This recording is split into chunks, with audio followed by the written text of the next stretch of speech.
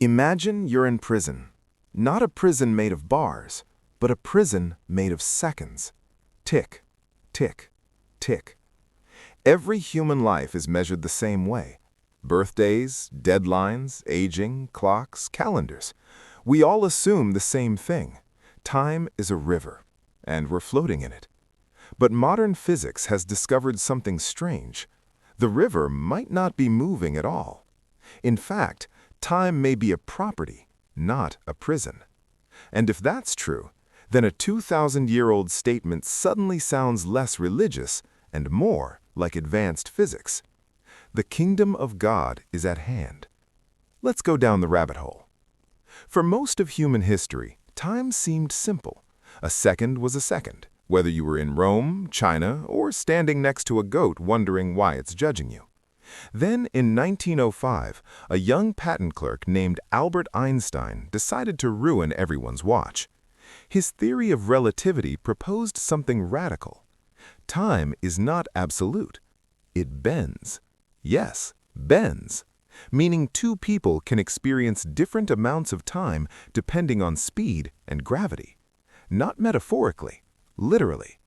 This is called time dilation, and it has been tested thousands of times. Here's a real example. Scientists flew atomic clocks on airplanes. When the planes returned, those clocks were slightly behind the clocks on the ground. The clocks in motion experienced less time. Let me say that again. Two clocks, same start, same planet, different motion, different time. Time, apparently, stretches. Already strange, but we're only getting warmed up. According to relativity, the faster you move, the slower time moves for you.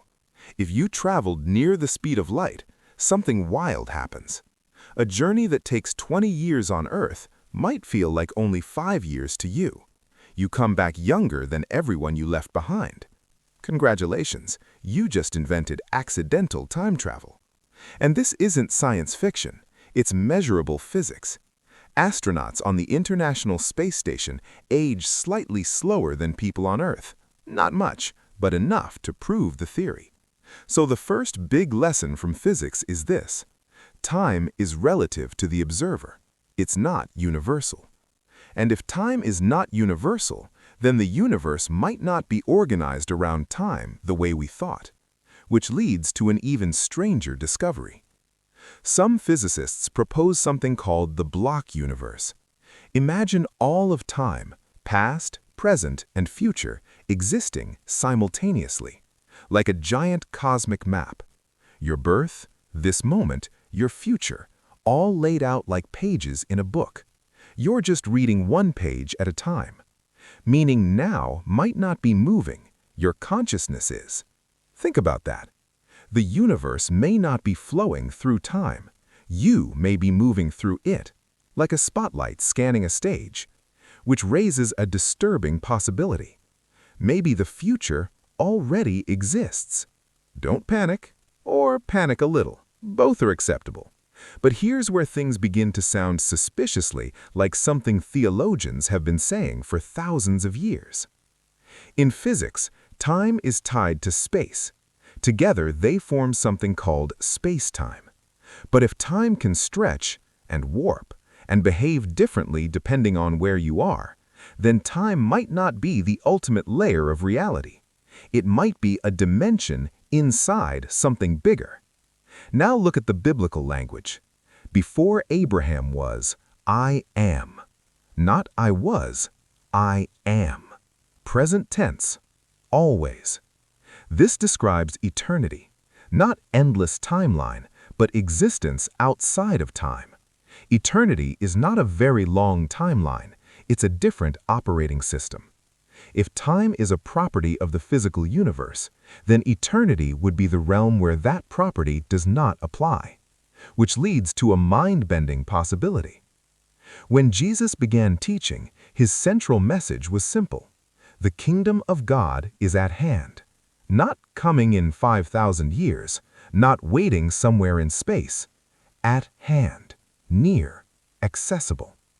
What if that statement wasn't about distance, but about dimension? If eternity exists outside time, then the kingdom is not far away, it's overlapping reality. Think of radio frequencies. Your room right now contains thousands of signals, music, news, conversations, but you only hear the station your receiver is tuned to. What if the kingdom is like that? Not somewhere else, but operating on a different frequency of reality. Modern physics already accepts that unseen layers exist. Quantum fields, dark matter, dark energy. Invisible structures shaping the visible universe. So the idea that the ultimate authority of reality operates from a higher layer is not absurd. It's consistent with the architecture science keeps discovering. If time is not the fundamental layer of reality, then something extraordinary follows. The most powerful realm of existence is not bound by clocks, which means the kingdom message is not about escaping the future. It's about accessing a higher order now. Prayer becomes interaction with eternity. Faith becomes alignment with that realm. And the statement, "the kingdom is near," stops sounding poetic and starts sounding like a description of reality. Not later, not someday, now. Physics has cracked atoms, split the nucleus, mapped galaxies. But time remains one of the deepest mysteries. Some physicists believe time might not even exist fundamentally. Only change, only relationships between events. Meaning the universe may be far stranger than our clocks suggest. And if eternity exists outside time, then the greatest question isn't how much time do we have? The real question is, what reality are we tuned into? If this idea stretched your brain, type "now" in the comments. Because if the kingdom really is at hand, then the most powerful moment in the universe is the one you're in.